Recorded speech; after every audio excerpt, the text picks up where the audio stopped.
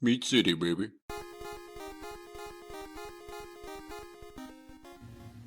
Hello and welcome back to Meat City Gaming. JD here with another Star Wars Galaxy of Heroes video. And today we are working on unlocking Jedi Master Luke Skywalker. This is actually the last step in unlocking that character, this galactic legend. What we're covering is Tier 3 of the event, and as you can see, I've already defeated it. This is an event that you have to complete, this tier. You have to complete 3 times in order to earn the last of the shards that you need to unlock Jedi Master Luke Skywalker. Now you need to continue and do tiers 4, 5, and 6 in order to get his ultimate, but you can kind of take your time with that. If you have the character unlocked, there's a lot of stuff that you can do with him while you then grind out those ultimate tokens. So it's the last step in the journey. It is a big step in the journey because the cost for failure is super high. I believe it's 60 of those light side tokens to do the battles here, and if you drop one of those, it's devastating because that can be a day or 2 added on when you're so close to the finish line, then having to grind out another 2 or 3 days of tickets depending on how much refreshing you're doing to get Luke can be super frustrating. And that's made a little bit worse by how this last tier is set up.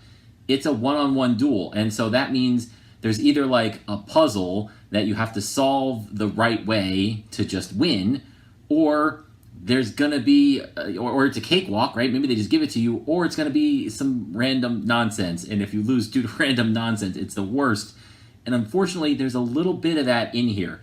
So the problem is that if things go wrong, you can kind of just die. Now, supposedly there's a mod solution for this. So I've done this a bunch of different ways. I've practiced this before the video, and the mod trick supposedly is to put a critical avoidance arrow on Luke. Instead of speed as the primary, you put crit avoidance on, which can help prevent the kind of lose condition, which I'll talk about when we get into the battle.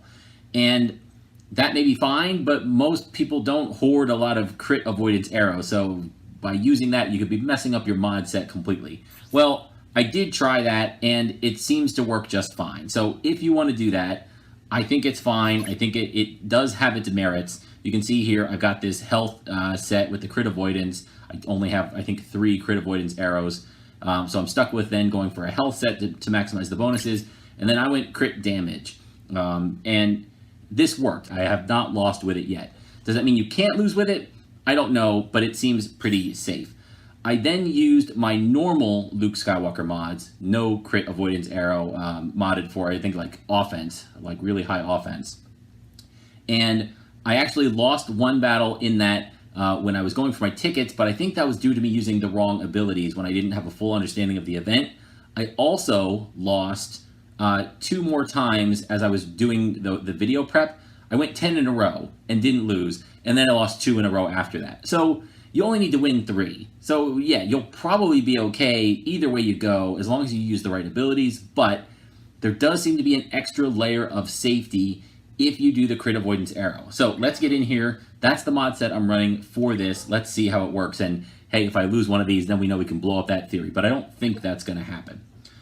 So when we get in here, you're facing Vader one-on-one in the first wave, and then you face Palpatine in the second wave.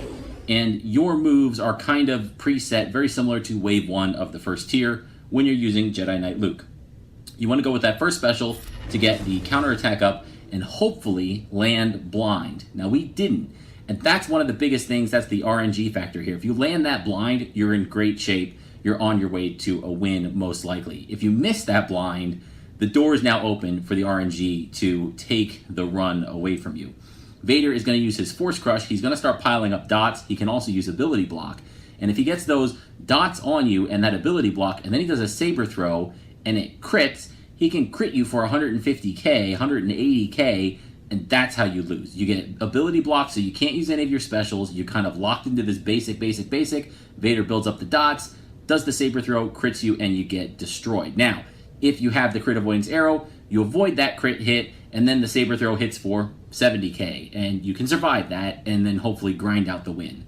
So, we missed our blind there, so let's see how this goes. I think we're still going to be okay. We do still have the counterattack up, so we'll go with the basic, Vader is immune to stun. It does not work on him, so pretty much forget about that second special. We're going to go Jedi Will, and you can see there, on his second attack, he landed the ability block. So now we're stuck with a basic, but we've got Vader, all of his protection down, and I think we're going to do okay. Until now, we're kind of in this back and forth until he does his saber throw and takes off the ability block. We'll be able to do something again. There he goes for the Force Crush. All right, we've got a turn. So there's two ways to go about this. I think we're close enough. We're going to try and push for the win here. So I'm going to use the, what is it called? Call to action, Heroes Arise. We're going to do Heroes Arise, get an immediate second turn, now use the special. Hopefully we get the blind. We do. And it looks like now we're in control enough where we can get 1 or 2 more hits here to secure the win. Nope, not quite.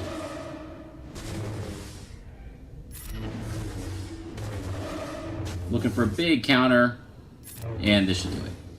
So there we go. You started with the blind. We did get a little bit behind there as we got those ability blocks, or I think we started without the blind.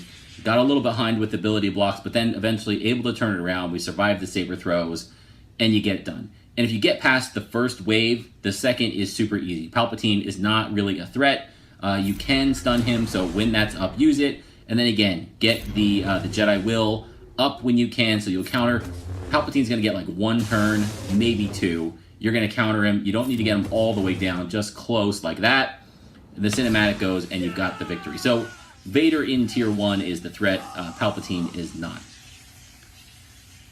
It is a really cool cinematic, I'll say that. The cinematics for this phase, that climactic end to unlocking Jedi Master Luke Skywalker, it's a pretty cool way to do it. So I appreciate that for sure. We'll go in, do one more run, and see if anything different happens with the blinds, or if it's a little bit smoother, or if it's a little bit rougher. Again, I've had some where I like wipe Vader out in 4 hits, and then I've had some where I go back and forth 10 times, and eventually he gets the saber throw off. But again, never with this this crit avoidance arrow in the mod set.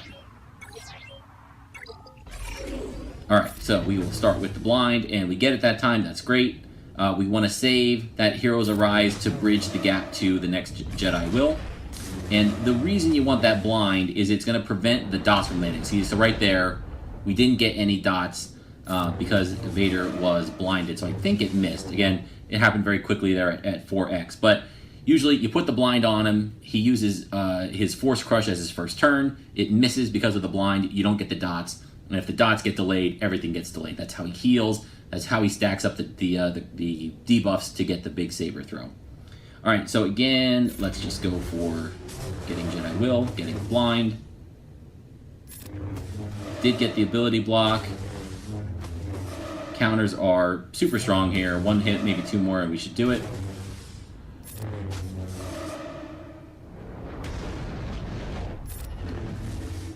And actually, that was a mistake. Right there, I should have gone with the Heroes Arise to get a second turn. All right, I would have doubled up. I could have gotten the big hit and then done the Jedi Will just to make sure. But again, it turned out to be just fine.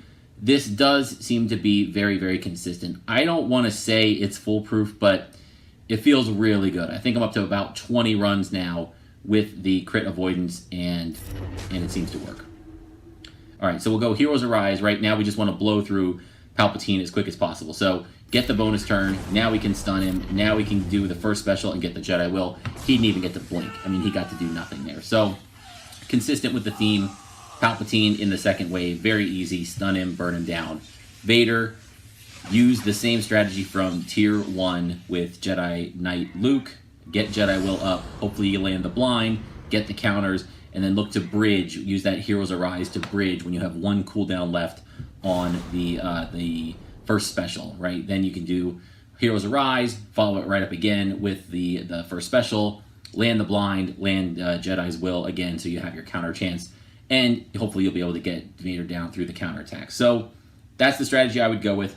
Hoard a crit damage or a crit avoidance arrow now. If it's not something you have in your inventory, you should have a couple of them saved up for weird, quirky events, things like this. They do have a use. They do come up every once in a while, give you a benefit on a character in a certain situation. So if you're planning ahead, if you're looking at this and you're not quite ready for Jedi Master Luke, that's something that you can put on the to-do list. Acquire a decent crit avoidance arrow to put on Luke for this event.